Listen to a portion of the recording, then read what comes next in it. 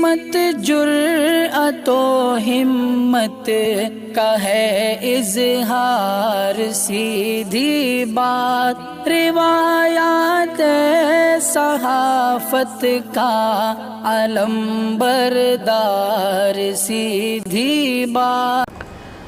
ناظرین گرامی، السلام علیکم ورحمۃ اللہ وبرکاتہ۔ سیدھی بات کے تازہ ترین پرائم ٹائم میں آپ لوگوں کا استقبال ہے۔ ناظرین گرامی، میں انصار عزیز ندوی اس وقت بھارت کے صورتحال کے ہنگامی حالات کی بریکنگ نیوز سے ہٹ کر کے ایک خصوصی موضوع پر میں آج کے پرائم ٹائم میں گفتگو کرنے جا رہا ہوں، اور گفتگو کی وجہ بھی یہ ہے کہ 2 دن قبل آپ نے وہ خبر سنی ہوگی کہ ایٹمی بریف کیس کے ساتھ پوتن نظر آ رہے ہیں۔ ایٹمی بریف کیس یہ ہر ملک کے صدر کے پاس یا اس کے جو لوگ بھی ہوتے ہیں ان کے پاس ہوتی ہے، اور جب جنگ سر پر منڈلا رہی ہوتی ہے تو نیوکلیئر کا جو خصوصی ایٹمی بریف ہوتا ہے وہ جو ہے لے کر کے ساتھ گھومتے ہیں۔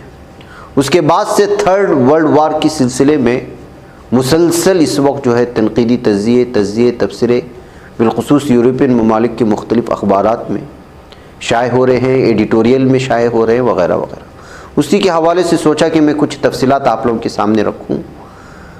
تفصیلات میں جاؤں اس سے پہلے آپ لوگوں سے درخواست ہے کہ جن احباب نے ہمارے چینل کو سبسکرائب نہیں کیا ہے سبسکرائب کر لیں، ہماری ان ویڈیوز کو دوسروں تک پہنچانے میں ہماری مدد کریں، لنک کو شیئر کریں۔ ادارے کی مضبوطی ناظرین گرامی آپ لوگوں کی مضبوطی ہے، اور آپ کو پتہ ہے کہ اس وقت ہمارا کام کہاں چل رہا ہے، آپ کو کرنا کیا ہے۔ لگاتار الگ الگ علاقوں سے تصویریں آنے کا سلسلہ جاری ہے۔ آپ کا تعاون مختلف علاقوں میں پہنچانے کی ہماری ٹیم پوری طرح ذمہ داری سے اپنی ذمہ داری ادا کر رہی ہے۔ آپ اندازہ لگا سکتے ہیں تصاویر کو دیکھنے کے بعد کہ کتنے دور دراز علاقوں میں اس وقت ہمارا کام جاری ہے، اور پوری محنتیں اور کاوشیں اس جانب لگی ہوئی ہیں تاکہ آپ کی جو امانتیں ہیں وہ صحیح مستحقین تک پہنچا کر کے پوری طرح سے ان کی دعاؤں میں اپنا حصہ شامل کر سکیں۔ جناب آپ نے ابھی تک حصہ نہیں لیا وہ ضرور حصہ لیں، نیچے نمبرات دیے جا رہے ہیں، اس پر واٹس ایپ کریں یا کال کریں، آپ کو تفصیلات بھیج دی جائیں گی۔ ناظرین گرامی، بی بی سی فیوچر کے ایک زاریا گورویٹ نامی ایک یورپین ممالک سے وابستہ ایک بہترین تبصرہ نگار نے بی بی سی میں ایک مضمون لکھا تھا اور تفصیلات فراہم کی تھی کہ 25 جنوری 1995 کو روس کے ریڈار آپریٹرز نے دیکھا کہ ناروے کے ساحلی علاقے سے راکٹ فائر کیا گیا ہے۔ ان کے بے چین ذہنوں میں سوال تھے کہ راکٹ کا رخ کس طرف ہے اور کیا اس کا نشانہ روس تو نہیں۔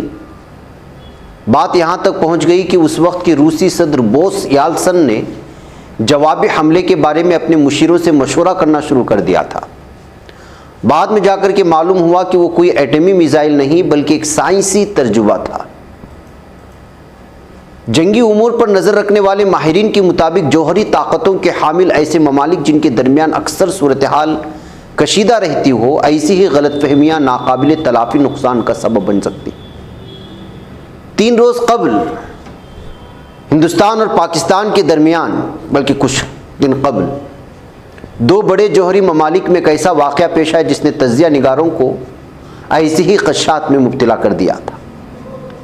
بدھ 9 مارچ 2022 کی صبح پاکستان کے ضلع خانیوال کے قصبے میاں چنو میں ایک غیر متوقع واقعہ پیش آیا جس میں ایک انتہائی تیز رفتار شے اڑتی ہوئی پاکستانی علاقے میں آ گری۔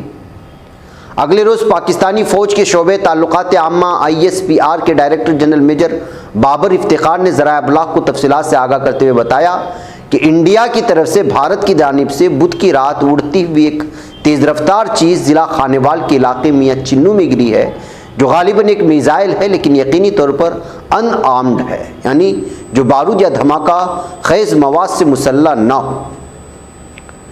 گزشتہ روز انڈیا کی وزارت دفاع نے اعتراف کیا کہ 9 مارچ کو پاکستان کی حدود میں گرنے والا میزائل ایک ٹیکنیکی خرابی کے باعث حادثاتی طور پر انڈیا سے فائر ہوا تھا۔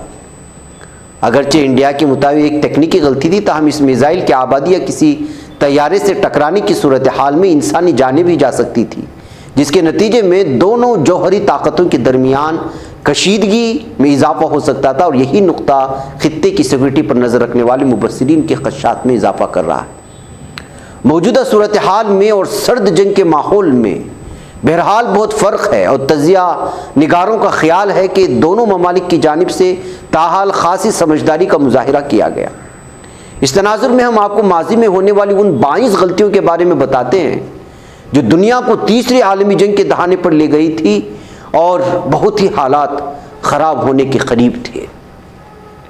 25 اکتوبر 1962 کو آدھی رات کا وقت تھا۔ امریکہ کے شہر وسکونسن میں ایک ٹرک تیزی سے رن وے پر چلا جا رہا تھا۔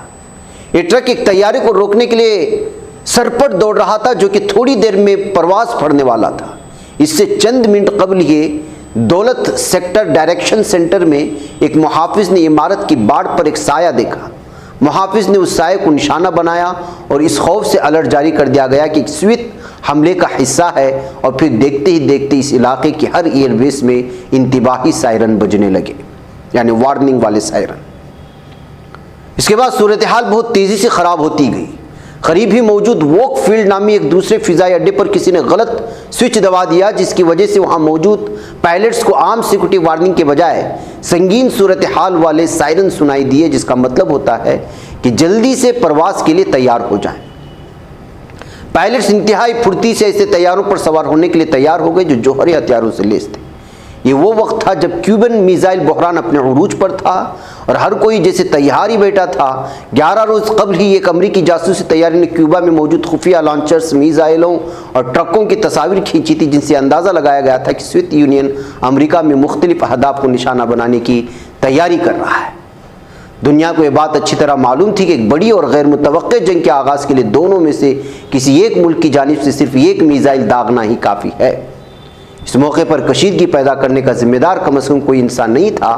فوجی بیس کی حفاظتی باڑ کے پاس گارڈ کو جو ہیولا نظر آیا تھا وہ کوئی انسان نہیں بلکہ ایک بڑا سیاہ ریچھ تھا، اور یہ سب ایک غلط فہمی کے نتیجے میں ہوا تھا۔ ناظرین گرامی، بہت ساری تفصیلات ہیں۔ ایٹمی ہتھیاروں سے جب کبھی ممالک پوری طرح سے لیس ہو جاتے ہیں تو وہ ہر ایک دوسرے ممالک کو آنکھ دکھانے کی کوشش کرتے ہیں اور اپنی طاقتوں کا مظاہرہ کرنے کی کوشش ہوتی ہے۔ ایسی صورتحال اس وقت یوکرین پر رشیا کے حملے کے بعد بنائی گئی ہے، بنائی جا رہی ہے۔ سویڈن کو بھی دھمکی مل چکی ہے جو رشیا کے بارڈر میں واقع ہے، اور فن لینڈ کو بھی دھمکی مل چکی ہے رشیا کی جانب سے کہ اگر وہ نیٹو میں جائیں گے تو پھر ان پر جو ہے کیمیائی ہتھیار سے حملہ ہو سکتا ہے۔ ایسے میں پوتن کے ہاتھوں ایٹمی بریف دیکھ کر کے اس وقت مختلف قسم کے تبصرے سامنے آ رہے ہیں، اور یہ خدشات پیدا ہو رہے ہیں کہ اگر اسی طرح یہ سلسلہ رشیا کی جانب سے یوکرین پر چلتا رہا تو پھر تھرڈ ورلڈ وار میں زیادہ دن تو بھی بچے نہیں ہیں۔ دوسری سطح پوتن کو ایک ہفتے میں دوسری بار ایٹمی بریف کیس کے ساتھ دیکھا گیا تھا۔ اس سے قبل ایک ویڈیو منظر عام پر آئی تھی جس میں پوتن کے ساتھ کھڑے ایک شخص کے ہاتھ میں جوہری بریف کیس دیکھا گیا۔ اب بیلاروس سے ایک ویڈیو منظر عام پر آئی ہے جس میں پوتن ایٹمی بریف کیس کے ساتھ نظر آ رہے ہیں۔ پوتن کئی بار دھمکیاں دے چکے ہیں، اب ان کے ہاتھ میں جوہری بریف کیس کی تصویریں زیادہ خطرناک ہیں۔ پوتن کو 7 دنوں کے اندر دوسری بار ایٹم بریف کیس کے ساتھ دیکھا گیا۔ اب پوری دنیا میں ہنگامہ مچا ہوا ہے اور یہ سوالات اور یہ تبصرے اٹھ رہے ہیں کہ آخر پوتن کی حکمت عملی کیا ہے، ان کا ارادہ کیا ہے۔ یہ سوال اس وقت پوری دنیا کو ڈرا بھی رہا ہے کہ آخر ہو کیا رہا ہے۔ زیلنسکی نے بارہا روس کی طرف سے یوکرین پر کیمیائی حملے کا امکان ظاہر کیا۔ زیلنسکی کے ماریوپول میں کیمیائی حملے کا خدشہ ظاہر کیا گیا جہاں پر اجتماعی خبریں ملی تھی۔ ساتھ ہی پوتن کئی بار یہ بیان دے چکے ہیں کہ اگر کوئی دوسرا ملک یوکرین کے ساتھ آتا ہے تو وہ بھی ایٹمی حملہ کر سکتا ہے۔ بدھ کے روز پوتن نے روس کے مشرق بعید میں خلائی لانچ سینٹر کا دورہ کیا، جس کے دوران صدر ولادیمیر پوتن نے کہا کہ روس یوکرین میں اپنی فوجی مشقوں میں عظیم اہداف حاصل کرے گا، ان کے ملک کو تنہا نہیں کیا جا سکتا۔ یہ بھی کہا کہ غیر ملکی طاقتیں روس کو تنہا کرنے میں کامیاب نہیں ہوں گی۔ روسی وزارت دفاع نے دعویٰ کیا کہ یوکرینی فوجیوں کی جانب سے ماریوپول کی اسٹیل پلانٹ سے فرار کی کوشش ناکام بنا دی گئی ہے۔ بتایا جاتا ہے کہ اس حملے میں 50 فوجی ہلاک ہوئے، 42 فوجیوں نے روس کے سامنے ہتھیار ڈال دیے، اور روسی وزارت دفاع نے بحر اسود میں حملے کی ویڈیو بھی جاری کر دی۔ یوکرین کے بندرگاہی شہر ماریوپول اب بھی شدید حملے کی زد میں ہے کیونکہ روسی افواج کا محاصرہ ہے۔ یہ شہر جو کبھی 4 لاکھ سے زیادہ لوگوں کا گھر تھا اب خستہ حال ہے۔ ماریوپول کے میئر نے دعویٰ کیا کہ روسی حملے میں 10,000 سے زائد شہری مارے گئے۔ دوسری طرف یوکرین کی ولادیمیر زیلنسکی نے روس نواز سیاستداں وکٹر میدوویدچک کو جنگی قیدیوں کے لیے تبدیل کرنے کی تجویز پیش کی۔ انہوں نے بدھ کے روز خطاب میں کہا ہماری سیکورٹی فورس اور مسلح افواج کے لیے اس طرح کے امکان پر غور کرنا ضروری ہے۔ تو ناظرین گرامی، اس طرح ایٹمی بریف کیس کے ساتھ اور پوتن کی لگاتار دھمکیاں اور فن لینڈ اور سویڈن کے ساتھ ساتھ یہ کہنا کہ اگر کوئی بھی ملک اس وقت یوکرین کا ساتھ دینے کے لیے آئے گا تو اس پر حملہ کیا جائے گا، اس وقت جو ہے پوری دنیا میں ایک عجیب ہی نظارے کے ساتھ دیکھا جا رہا ہے۔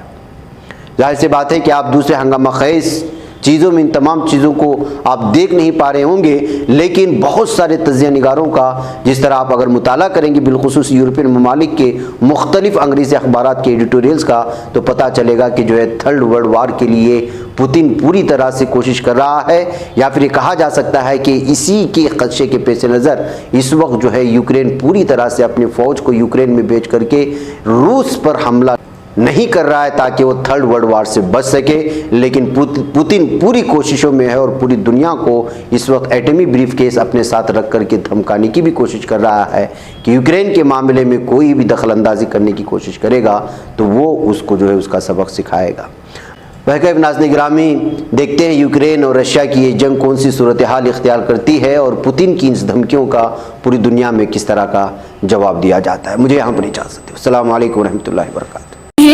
بچ پاتا ہے کوئی صحافی کی نگاہوں سے، ملاتا ہے یہ لوگوں کو محبت کی پناہوں سے، کرم اور درد مندی کا ہے ایک سنسار، سیدھی بات عظیمت جرأت و ہمت کا ہے اظہار، سیدھی بات عظیمت جرأت و ہمت کا ہے اظہار، سیدھی بات۔ یہ چینل حق نگر بن کر کچل دیتا ہے فتنوں کو،